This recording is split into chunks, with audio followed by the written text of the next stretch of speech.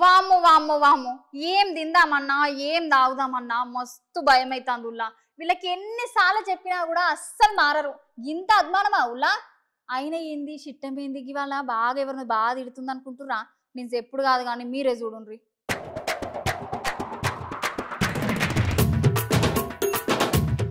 వామ్మో వామ్మో ఇదెక్కడ చూద్దాం రయ్యా. తాగే నీళ్ళ కానుండేలు మొదలు పెడితే తినే తిండి దాకా అన్ని కల్తీ చేసి జనాల పానాలు తీస్తున్నారు. ఇప్పుడు ఇదొకటి మోపైంది కొత్తగా. ఎన్నిసార్లు చెప్పినా కల్తీ చేసుడు అయితే ఆపరు కదా.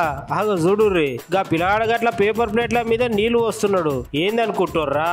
ఆగోర్రి ఆగోర్రి, మీకే తెలుస్తుంది. దీని లోపల సత్యం ఏంటి అసత్యం గమనించడం. దీంట్లో మాత్రం అంతా కాలుష్యం ఉంది. చూడండి, అరే వాటర్ పోయి దానికున్న ఒక మోసం దగ్గర చూపెట్టి. దీనికున్న ఒక మోసం ఎప్పుడో ఒక 5 సార్లు అడిగినాం. గ్లాస్ 5 సార్లు అడిగినాం.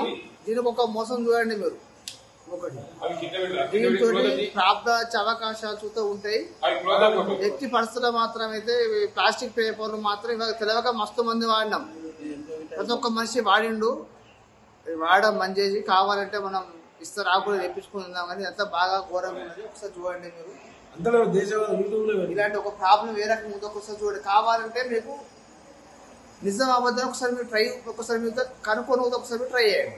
ఇప్పుడు తెలిసిందా గా ప్లేట్లను ఎందుకు గట్ల నీళ్లు పోసి కడిగిండో? గా ప్లేట్లకున్న కలర్ మొత్తం గిట్లా ఉత్తగానే కరిగిపోయి నీళ్ళ రంగే మారిపోయింది. వామో గది గయంతా మన కడుపులో పోతే ఇంకేమన్నా ఉన్నదా? ఇక మనకు లేనిపోని రోగాలు అన్నీ వస్తాయి. ఇక అందుకే చెప్పేది జరంత జాగ్రత్తగా అయినుర్రి. వీలైనంత వరకు బయట తిండి తగ్గియుర్రి. గట్లనే మంచిగా ఇస్తరాకుల్లోనో లేకుంటే ఇంట్లో తిన్నుర్రి. గాని అట్లా పేపర్ ప్లేట్లను అయితే అస్సలు వాడకూర్రి. ఎందుకంటే చేతులు కాలినాక ఆకులు పట్టుకుంటే ఏం లాభం చెప్పుర్రి? పానం ఖరాబ్ అయినాక దవాఖానకు పోవుడు కంటే ముందే జాగ్రత్తగా ఉంటే మనకే మంచిది.